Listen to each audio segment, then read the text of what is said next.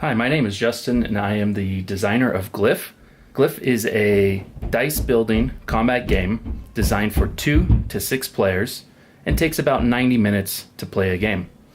In this video we are going to go over the gameplay setup as well as the activation sequence for your champions. The gameplay for Glyph is quite simple.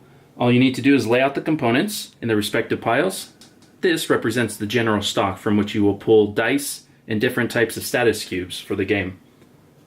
From the tokens, you will need the X marked tokens, which represent the activated for use when your champions have been activated for that round, as well as the player initiative token, marked with the Glyph symbol. To begin, players each take turns selecting one of the available champions, keeping in mind there are 3 classes in Glyph. You have your Striker class, your Guardian class, and your Adherent class. Each team must choose one champion of each class to form their team.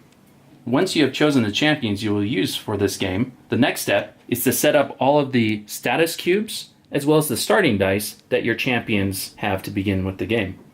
Solid squares represent cubes that will be placed at the beginning of the game, and hollow squares represent potential armor or energy that can be gained as the game progresses. Once you've set up all the cubes on your champions, next, build your tribal pool, represented by 2 white dice, a gold die, and a blue die. This tribal pool is usable by any of your champions. Lastly is building the Spoils of War deck. Shuffle your item cards and place 3 of them face up to the side of the gameplay area. These represent the items that are available for the first champion at the start of the game. In Glyph, players take turns activating one champion at a time to perform a series of activation actions. Use the activation sequence guide to familiarize yourself with the order of these actions. First, choose the champion that you're going to activate. For this video, I'm going to activate my assassin first. The first step is to replenish your active dice pool. By default, each champion gets 4 dice that they can activate at the beginning of this phase. So in this case, I'm going to take the 2 starting red dice, as well as a gold die, and one of these white dice. On the back of the activation sequence card gives you the dice face layout.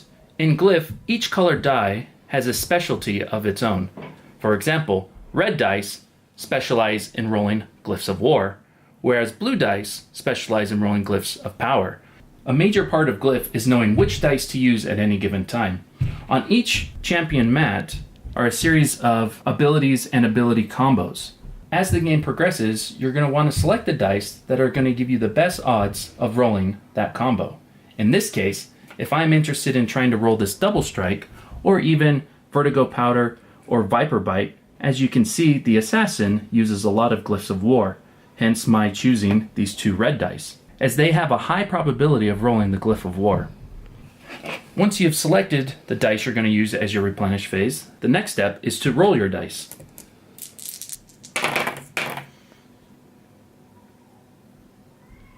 After rolling, you can decide which dice you would like to allocate towards performing an ability combo. In this case, I have rolled 2 Glyphs of War, which gets me well on my way to performing my double strike ability. However, I still need 1 more Glyph of War in order to fulfill the requirements of this combo. After rolling, you can perform a single reroll by default. So I'm going to take my 2 dice and give them a reroll. Much better. In this case, I've actually rolled a double Glyph of War, which can stand in for 2 of the glyphs needed to roll this combo. In addition, I have 1 more glyph, which gives me the 3 required to perform my double strike. This 4th Glyph of War will come in handy shortly. Lastly, my gold die rolled a Glyph of Arcana, which is a wild and can stand in for any other glyph. After you perform your rerolls, the next part is to perform a primary action. You can do one of 3 options: a champion ability, an item ability, or a basic attack. In this case, since I was able to meet the requirements of my double strike ability, I'm going to perform a champion ability. In order to perform the ability, you must pay the activation cost, shown here, which is 2 of my energy cubes. Those energy cubes are returned to the general stock, and I now perform the ability. In this case, Double Strike allows you to perform 2 basic attacks against a single target, and you use the dice result for both of these attacks. So in this case, this champion ability is a basic attack, however, it is a modified basic attack. Some abilities are found on item cards, like the Duelist Rapier, Sword Dance. Some of them require a combo, and possibly even an activation cost. The last primary action option that you have is the basic attack, which is what we are going to be performing with our assassin. A basic attack simply pits the Glyphs of War that you've rolled against the defensive power of your opponent. So, with this Double Strike, I'm going to be performing 2 basic attacks against a single target. In this case, I'm going to choose this Warlord. To perform a basic attack, you must pit your attack power, represented by the Glyphs of War, against your opponent's defense. In this case, if I were to attack the Warlord, he has a current defensive value of 1. So to perform this attack, I would need 1 Glyph of War to match with his armor, and at least 1 additional Glyph of War to get through his armor and cause 1 damage. With the Double Strike, I am now performing a second attack against the same target, taking those 2 Glyphs of War, getting through his armor, and causing a second damage. Armor in Glyph, when represented by a solid square, represents a permanent armor that the champion has as a natural defense. Now, for an example, if the Warlord had stored in a prior turn a Glyph of Defense, giving him an effective armor value of 2, this Double Strike ability would not be as effective, as it would require 1, 2, and a third just to get through his armor class, thus leaving me with only 1 more Glyph of War to perform that second attack. Anytime a champion is attacked with stored armor, it is removed and put back into its original spot. Permanent armor returns back to its original form, represented by the solid square, after every attack. After you perform all of your primary actions, move on to your secondary actions. Secondary actions are optional, and you may take as many of these secondary actions as you wish. The first of which is to acquire items. In order to acquire items in Glyph from the Spoils of War options, you must have rolled a Glyph of Wealth. Unfortunately, I did not roll a Glyph of Wealth. However, I did roll a Glyph of Arcana, which, as you may recall, can mimic any other glyph in the game. So in this case, I can use this Glyph of Arcana to represent a Glyph of Wealth, giving me the option to acquire one of the 3 Spoils of War cards available. In Glyph, the item cards have 4 main areas to be aware of. First is the slot type of this item. In this case, the Brawler's Amulet is an auxiliary slot, which would fit in the auxiliary slot of the Assassin's Champion mat. When you equip an item, you gain the benefit of what is shown on the bottom right corner. In this case, the Brawler's Amulet gives me 2 red dice, which I pull from the general stock and place on the card. Now, on future activations, the Assassin will not only have the starting dice shown up here, but also these red dice, as well as the tribal pool to pull from. Some cards, like the Duelist Rapier, have a cost associated with them, shown in the top left corner. This cost must be paid prior to you equipping this item, in this case the weapon.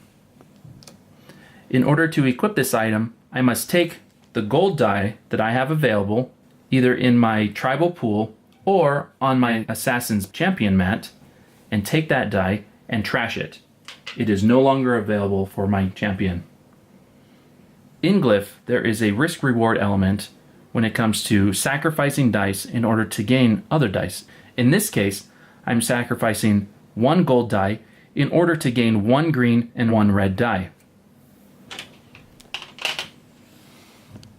In addition, the Duelist Rapier has an ability called Sword Dance. All of the abilities on the cards can be found in the back of the rulebook. Sometimes cards will come up, such as the Raven's Beak, which have a very high purchase an equip cost. In this case, you must trash 2 gold and 2 red dice in order to gain 4 red dice, as well as the ability Glyph. If an item such as the Raven's Beak is available in the Spoils of War section, but you don't have the dice necessary to purchase and equip it, you can still draft the item and place it face down in your stash. Each champion has 2 stash slots, which you can hold an item until you are ready to pay the equip costs on a future activation. When you are ready, you flip the card over, trash the associated dice, and then place it in its appropriate spot. The last type of card you want to be aware of are these tomes, like the Tome of Zeal here. Tomes, like the Tome of Zeal, only have a gain of 1 die of its color. However, unlike other cards, the tomes have an ability called Tribal Wisdom. All tomes are consumable items, meaning you use it and then instantly discard the item into the discard pile of the Spoils of War. You would then take the blue die associated with this Tome of Zeal, and instead of placing it on the card, it then goes into your tribal pool, meaning any of your champions have access to it. As the game progresses, you'll be gathering more tomes, which will continue to add new dice to your tribal pool, bolstering it and giving your champions many more options when they are activated.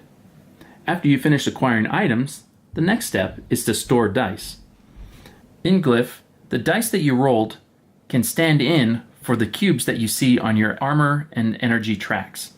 If you roll a Glyph of defense, you have the option during this phase to store that Glyph of defense, thus bolstering your defenses, like we saw on the Warlord earlier. If you roll a Glyph of power, you are also able to store it onto your energy track and use that when needed to pay for an activation cost of an ability. Storing dice for these uses is very beneficial, however it does come at a cost. Any dice stored on your champion's mat are no longer eligible to be used during your replenish phase to roll on a future activation. After the store dice phase, you move on to the release phase. The release phase is when you take dice that have been stored on either the armor or the energy track and place them back to their origin spot. Let's say the assassin had this white and blue die stored for a couple rounds now, and you are really feeling the need to use this blue die. You can then, during this phase, release it, putting it back, in this case, to the tribal pool. After you've released the dice from their tracks that you wish, you move on to the reset phase. During this phase, you put all the dice that were used during that activation back to where they came from. In this case, we perform that double strike ability, so I would take the 2 red dice that I used, put them back in their starting dice spot, as well as the white die that would go back into the tribal pool. After you've reset all of your dice and put them back to where they came from, the last step is to take one of the activated tokens and put it on your champion, signifying that the assassin has activated for this round, and then play moves on to the other player. As the champions are activated, you will be placing the activated markers on each of them until all champions have been activated for that round. Once all champions have been activated, you perform a reset phase in which all of the items from the Spoils of War are discarded and placed into the discard pile, and a new series of items become available. On the first round, you have 3 items, but subsequent rounds you increase that to 4, moving up to a maximum of 5 that would be available during the game. All champions remove their activated tokens from off of their mats. Additionally, each champion regains 1 energy cube to put on their energy track. Lastly, the initiative token is then passed to the other player, giving them the first activation for the round. As the game progresses, champions are going to be losing their health cubes until eventually all of them are removed, thus signaling that the champion has been defeated. Place all the cubes back into the general stock, as well as any dice stored on the champion mat, and flip the champion over, thus signaling that the champion has been defeated and removed from the game. All items are also placed into the discard pile. Play continues until there is 1 team left standing. And that is how you play Glyph.